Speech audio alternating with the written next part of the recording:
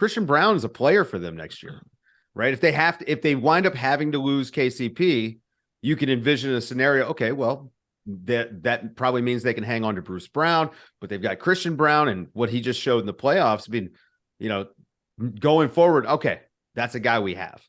And they also, I think, are going to be an appealing option for veteran free agents. I mean, if you wanted to ring chase, is there any better situation than what's happening in Denver?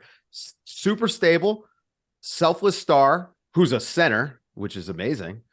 Good offense, good defense. I mean, it's just like a good place to walk into. Seems like Michael Malone is a good coach to play for. I mean, and I'm not, let me just pull a name out of a hat. Like if you were Chris Paul, for instance, and hadn't won a ring, would you be willing to go back up Jamal Murray in Denver and, give them one of the things that they could use? I mean, just because you can get all those guys doesn't mean you should necessarily take all those guys. I think that's the other thing.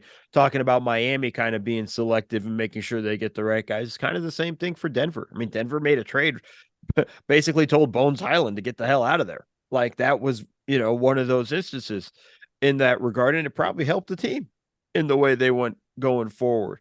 But yeah, I think, listen, Jokic is going to draw in a lot of guys.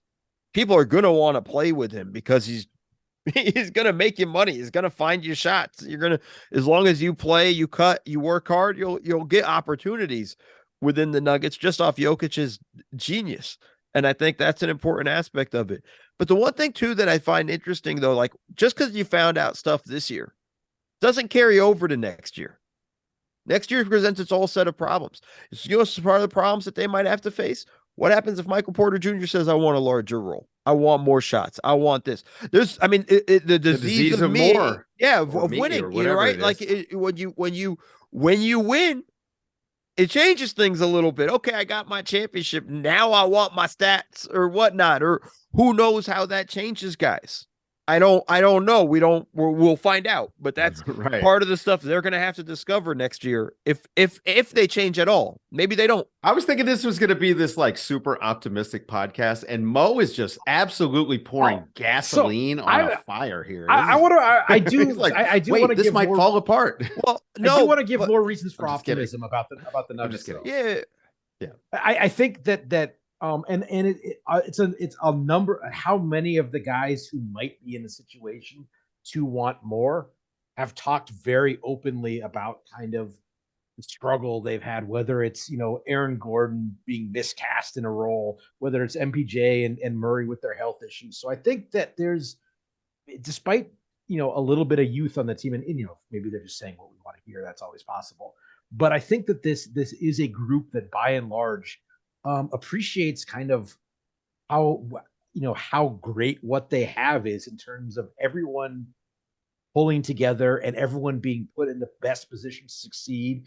And you know what? We can all eat. If we all play our parts, we can all eat. And I do think that they have, if you do want to make a comparison to the Warriors, I think there is that sense of everyone is in a spot where they feel like they're contributing and aren't necessarily going to be agitating for. Aaron Gordon doesn't want to be the number one because he's tried that and it sucks. I'm not worried about him. Yeah, let me just put it to you that way. But also, hey, what if somebody throws a massive contract at Bruce Brown, right? And he was an important piece. Like, what if small things like that happens? What if the guy you bring in that we're going to go out of our way to find the backup big or whoever it may be, and things don't work. I was just saying, like, I'm not even trying to be negative. And more importantly, and this is something Denver fans, I want you to hear this, and I want that the Nuggets don't listen to this, but like more importantly, enjoy this. Have fun with this. Don't worry about next season.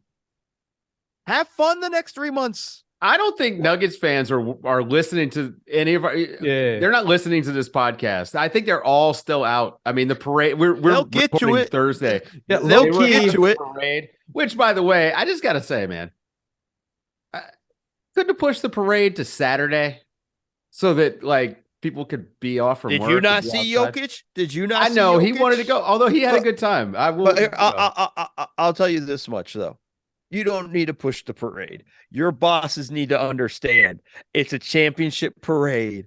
We're going to party. That's simple. Your bosses in that city got to say, hey, office is closed. Get your asses to the parade. Yeah. Like, that's more important. So and the Broncos haven't won in a long time. So you can't even blame this on football. Like, no, man. Like the Nuggets, they won a title. It would have been. The Avs won recently. But so Calvin Booth, like, gave actually that's a nice little gift he gave to the fans. Is if you're stopping to think about it, and it's just like, no, we can enjoy this. The front office has got this. They're already thinking we haven't even won the championship yet, and they're already thinking about it. They got this. I'm gonna throw beers to KCP up on the parade float. And just because I know it sounded like I was negative, I'm just saying it's more. There's a possibility of like this. I don't want to award next season to anybody in that sense, and let's just enjoy the moment. And also, I think they have moves to make though, to, but I want to get that before that's July before we shit. end the show. Yeah. No, but I think awarding them is also disrespectful to the other teams. Yeah, because there's a lot of other good teams that are working hard, and if things had broken a little differently for Phoenix, if How LA about the had Clippers? roster, If Kawhi had stayed healthy during that series, what is it like? Could the Clippers have beaten Phoenix? Like maybe, I don't know. If the Lakers brought had up the started negative the word season, for me. The Clippers. They're Oh, just sorry. I just can't My bad. believe this anymore of them staying healthy. We say this every fucking year.